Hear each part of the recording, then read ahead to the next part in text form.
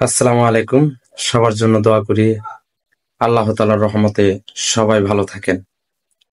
রমজানের শেষ সময় যারা এখনো রোজা রাখেন নাই, আশা করি ইনশাআল্লাহ শেষ রোজা দুটি রাখবেন। শেষ ভালো যার সব ভালো তার। আল্লাহ তাআলার কাছে বেশি বেশি তওবা করবেন। আল্লাহ তাআলা যেন রমজানও শেষ হয়ে যায়, আমাদেরকেও নিষ্পাপ বানিয়ে রেখে যায় রমজান। তাই আসলেও এই ঈদকে ঘিরে এখন সবাই ব্যস্ত। কেউ আছেন কেনাকাটায় ব্যস্ত, কেউ যাচ্ছেন বাড়ি। তাই আসলেও আমার এখনো ঠিক নাই যে আমি বাড়িতে যে ঈদ করতে পারবো কিনা। আসলে এরকম পরিস্থিতিতে কয়জনে পড়েছেন অবশ্যই আমাকে কমেন্ট বক্সে বলবেন। আমি এখনো নিশ্চিত হইতে পারতেছি না যে আমি বাড়িতে যে ঈদ করতে পারবো কিনা। আসলেও একটা ঈদ এবং কি একটা রমজান একটা বছর ঘুরে আসে এবং কি 11টি মাস পরে আসে। আল্লাহ তাআলা কাকে আবার ওই রমজান পর্যন্ত হায়াত দিয়ে রাখছেন, কাকে আবার ওই ঈদ পর্যন্ত দুনিয়াতে বাঁচিয়ে রাখবেন, এটা আল্লাহ তাআলাই ভালো জানে। সেজন্যই সবসময় মনে করতে হবে যে আজকে আপনি যে মুহূর্তে যে অবস্থায় আছেন এটাই যেন আপনার শেষ মুহূর্ত।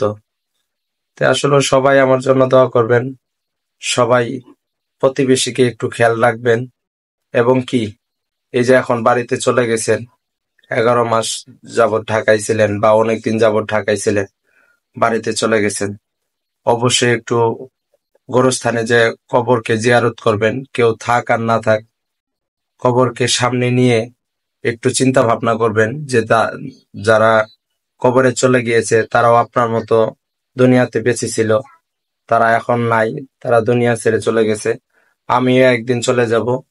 এরকম কিছু চিন্তা ভাবনা করে নিজের দিলকে শান্ত করে আসলে গুনাহের কাছ থেকে বাড়িয়ে আসবেন, যেন আল্লাহ তাআলা আমাদেরকে পরিপূর্ণভাবে ঈমানদার বানায় এবং কি আমার দ্বারা যা গুনাহ হয়েছে আর যেন না হয়, এর থেকে বিরত থাকা।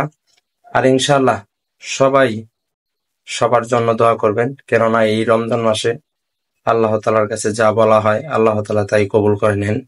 তাই একজন আরেকজনের জন্য দোয়া করব এবং কি আপনার সাথে যারা দুর্ব্যবহার, যারা ভুল করেছে তাদেরকে ক্ষমা করে দিবেন।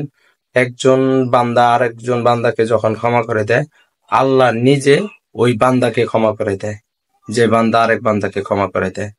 এবং কি আরেকটা বিষয় এই যে আরেকটা হাদিসে আসছে যে ঝগড়া বিবাদ, দুজনের মধ্যে ঝগড়া বেজে গেছে, যে হক সে যেন থেমে গেল, আল্লাহ তাআলা যেন তার জন্য সঙ্গে সঙ্গে জান্নাতে একটা ঘর বানিয়ে দিল ইনশাআল্লাহ। তাই আমরা ঝগড়া বিবাদে জড়াবো না।